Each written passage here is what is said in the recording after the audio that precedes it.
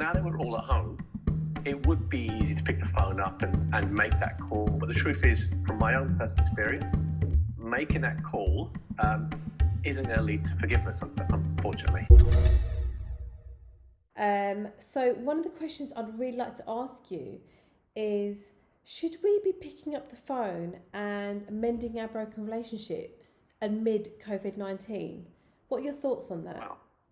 Well, Sharon, first of all, hey, I hope you're well and coping with the madness. The truth is, I think forgiveness is such a broad subject. And if I look at it from my perspective, forgiveness for me is the idea that something happens, you have an epiphany, you realize that something went wrong, and you connect and you say, hey, here's my part of the process, I apologize.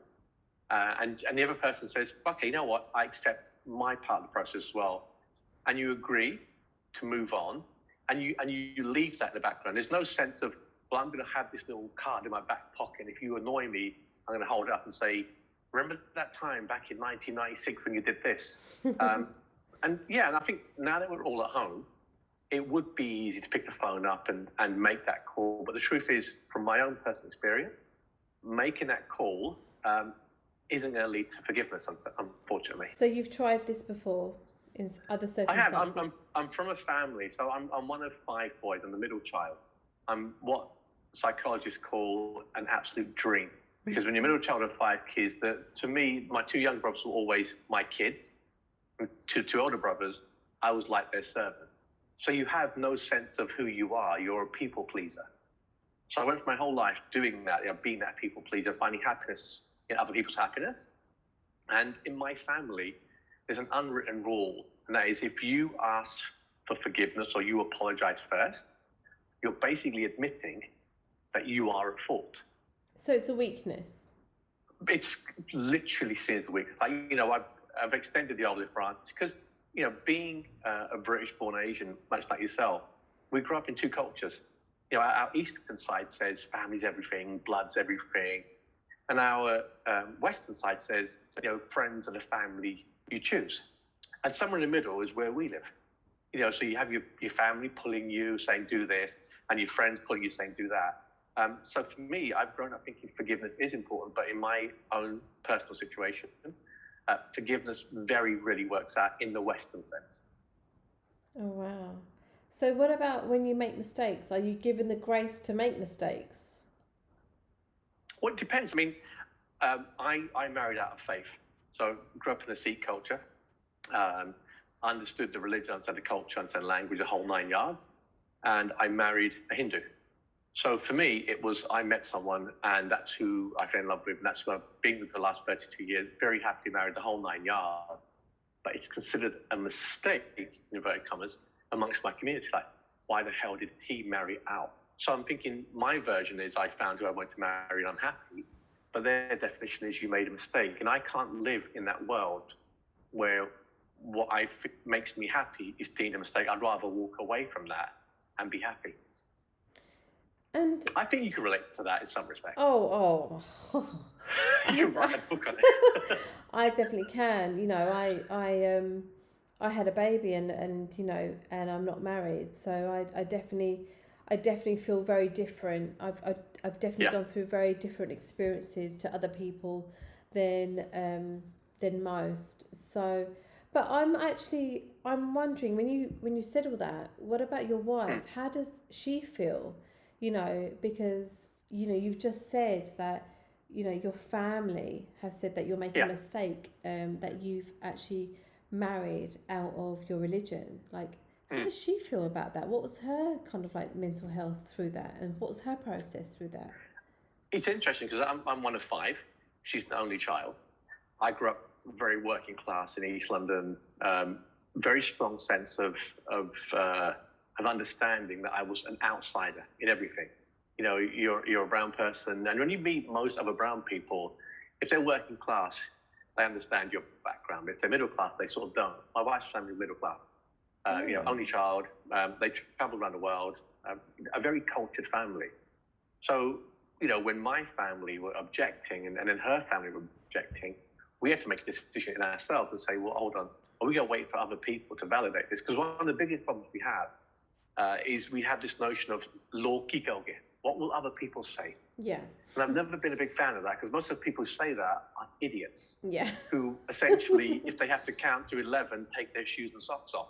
So Well, why am very I looking at insecure, those aren't people they? for validation? They're very insecure people, and they're more worried about other people would think rather than their own children. It keeps them in a bubble, because they're so fearful of what other people say that, you know, they live what I call an unrequited life. You know, they live this idea of, well, I wish I'd married that person or this person, and I didn't do it, and now I'm in a, you know, whatever relationship. Yeah. Do you not think, like, I kind of think as well, when I think of people like that, and, you know, it's happened to me as well, so I can totally relate. I kind of think, like, how insecure and what sort of upbringing they had.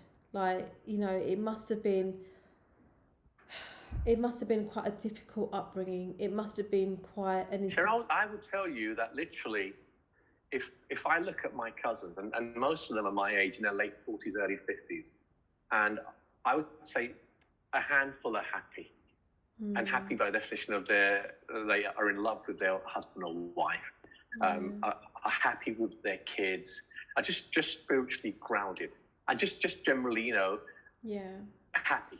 I'd say very few of them are happy by that definition. A lot of them got married off at a very young age, like late teens, early 20s. Met someone that was like, this is now your wife, this is now your husband. It wasn't quite met on their wedding day, but it was very heavily arranged or introduced. Now their kids have grown up, and they're looking at each other going, what, is this it? Do we now stick together for the sake of the kids? What will people say? I don't have that. No. Because I married who I wanted to marry, there's obviously a pressure. It's crazy. We've been together for 32 years, married 25, and we just celebrated our 25th anniversary. And the weird thing is this, even if we were married for 50 years, some old Buddha, some old Baba or Bibi will sit there, and if we decide at the age of 80, you know what, I'm going to divorce you, and say, see, I told you. They would literally wait there to be right. And I don't worry about those people. I don't worry about those people at all. But you kind of like can't have them in your life. I mean, that's quite a toxic relationship to have around you, isn't it?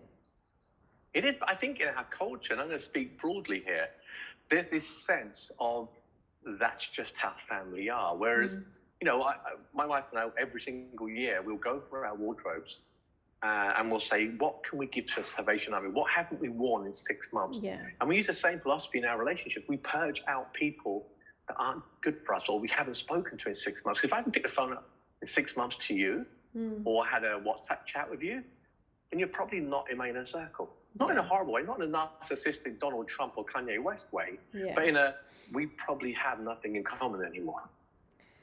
No, and I kind of think there are people that probably are unhealthy as well. Yes. To have around. Also, it's also owning your mental health as well, because I know that I suffer from panic attacks, anxiety, occasional bouts of depression. And I own that. And I've given myself permission to say it's okay not to be okay. But in our culture, there's this sense, I mean, it's crazy, but even the phrases we use, like, you know, if someone's having an issue, you know, we say, literally translates as their brain is broken. And it's a terrible thing. So for me, I'm very grateful. And I'm very grateful, should I say, for my parents allowing me to be born in the UK, because I had this, let's say, a grounding in one culture and a grounding in the other, and I can choose which one works in any given situation. So, like, obviously, like, we're talking because you have relationships that you've broken down in. I'm going to ask, like, do you miss those relationships? I'd be lying if I said I didn't. I think I miss the history of them. I miss the fact that, you know, there are people that I grew up with that I no longer speak to. But what's happened is, in that vacuum that occurs, other people turn up, and invariably it's friends. And with a friendship, if someone annoys you or someone upsets you and they're a friend, let's say you have a conversation, I said something to you, and then you WhatsApp later and said, you know, when you said this, what did you mean by that? And I then sort of clarified it. You go, oh, great, because I thought you meant this. I'm like, no, I would never mean that to you. We can reset subconsciously or consciously, whatever. Absolutely. But with a family situation, you can't. Like, someone can turn around and say something to you. I remember years ago, we'd just moved to Canada, and my wife's very, very fair skinned compared to me. I am a dark-skinned Indian, and I don't care, because you know what? I've been to India 5 times, and no one I met looks like Aishwarya Rai. They all look like me, even the women. They've got the beards and everything. And so for me, I've been proud of this. Yeah.